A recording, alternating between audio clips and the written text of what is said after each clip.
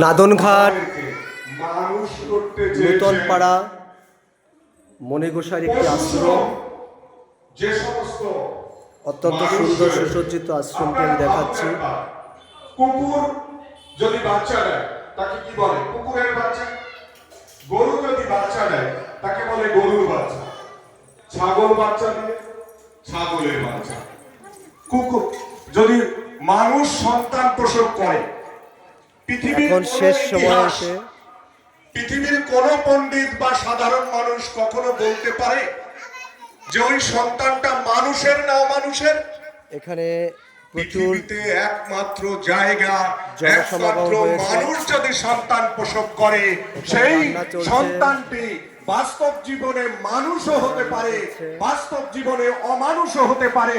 তার মানে মানুষ অমানুষের জায়গা একমাত্র ঠাকুর হরিচাঁদ আমাদের দর্শন দিয়েছেন। আর ঠাকুর হরিগুরুচাঁদের দর্শন দিয়ে মানুষের সন্তান যেন মানুষ হয়, সেই ভাবনা চিন্তার বহিঃপ্রকাশ তার দর্শন তারক গোসাই এবং তার পারিষদরা আমাদের সামনে দলিল হিসেবে হরিলীলামৃত গুরুচাঁদ চরিতের মধ্যে তুলে ধরেছেন। সেই জন্য আমাদের লড়াইটা মানুষ হওয়ার। আমাদের সঞ্জয় দা যার আমন্ত্রণে আমি এখানে এসেছি, সঞ্জয় দা এই যে বলে না নাম দেয়, আমাদের আজকে নাম দিয়েছে বাড়ি করেছে, আমার ওটা শুনতে ভালো লাগে না।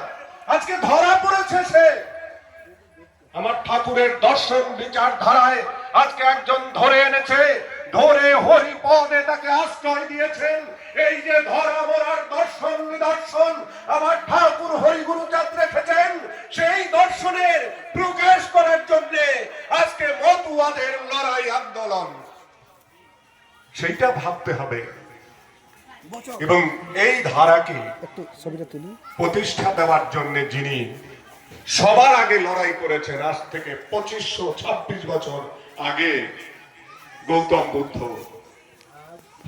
এখানে দেখাচ্ছি ঠাকুর হরিচাঁদের আবির্ভাব তত্ত্ব, যদিও 2 টাকা এবং মধ্যবর্তী পর্যায়ে লিখিত যে তারক গোসাই এবং হরিবংশ সরকার ও দশরথ বিশ্বাসের দ্বারা কিছু সংকলিত করে যে গ্রন্থ সেখানে আছে, পরবর্তী ক্ষেত্রে নতুন যে হরিলীলামৃত ওয়াকান্দি থেকে কিছুদিন আগে প্রকাশ পায়, সেখানে এই তথ্য উড়ে যায়।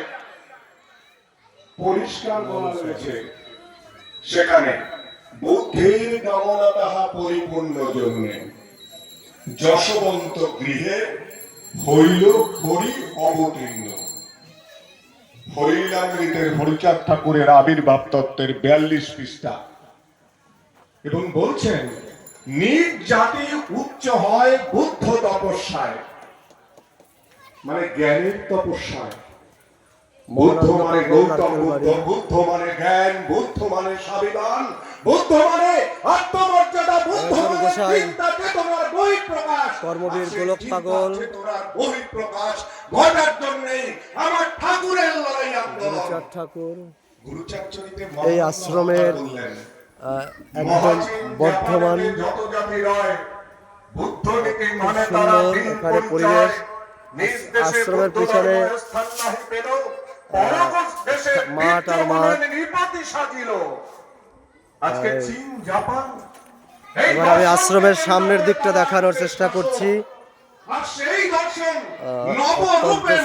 দর্শনের মধ্য দিয়ে যদিও মতুয়াদের মধ্যে অনেকে পথভ্রষ্ট হয়ে তারা নিজেদের দর্শন তৈরি করে তারা নিজেদের মধ্যে চলবার চেষ্টা করছে, কিন্তু মতুয়া যে বাস্তবিক পক্ষে যে দর্শন, সেই দর্শন হচ্ছে মানবিক এবং বিজ্ঞান সম্মত দর্শন।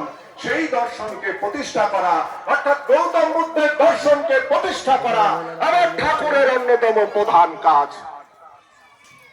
কত মিল দেখবেন। গৌতম বুদ্ধ ত্রিশরণ বললেন বুদ্ধং শরণং গচ্ছামি, মানে হচ্ছে জ্ঞানের স্মরণ করো। আমার ঠাকুর বললেন বিদ্যা শিক্ষা গ্রহণ করো, খাও বা না খাও তাতে দক্ষ নাই, ঘরে ঘরে শিক্ষা দাও, এই আমি চাই।